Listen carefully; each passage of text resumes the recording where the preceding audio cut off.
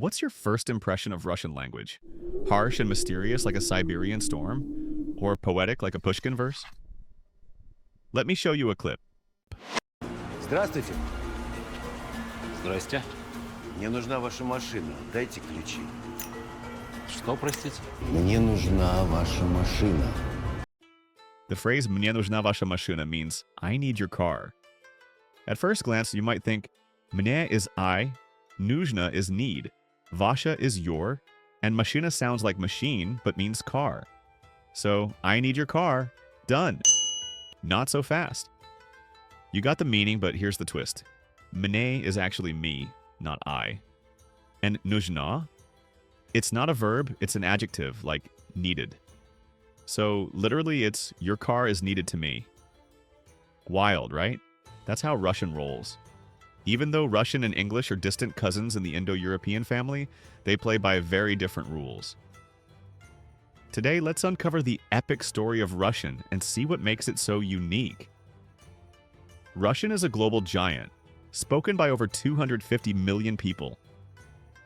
It's the official language of Russia, Belarus, Kazakhstan, Kyrgyzstan, and Tajikistan, and a commonly used lingua franca in Ukraine, Moldova, the Caucasus, and Central Asia. You'll even hear it in the Baltic states and Israel. It's the 7th most spoken native language worldwide and the 4th biggest on the internet. Pretty big deal, huh?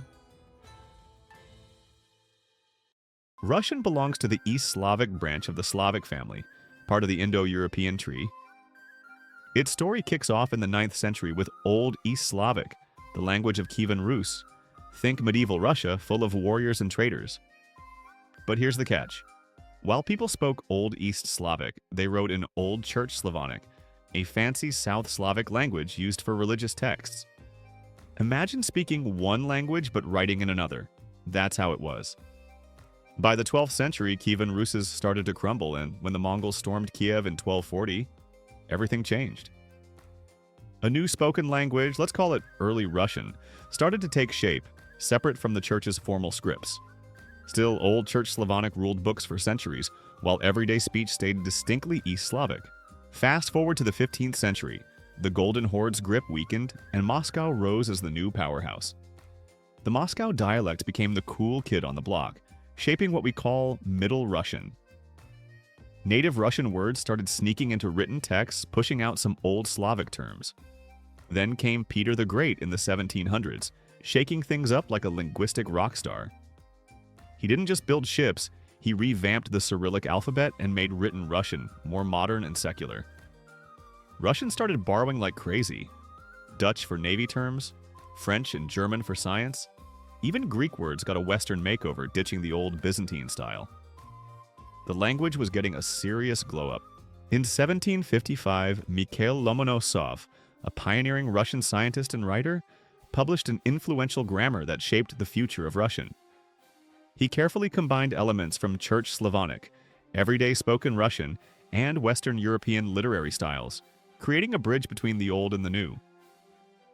By the 1800s, writers like Karamzin and the legendary Pushkin turned Russian into a literary superstar, setting the standard for modern Russian with poetry and prose that sang.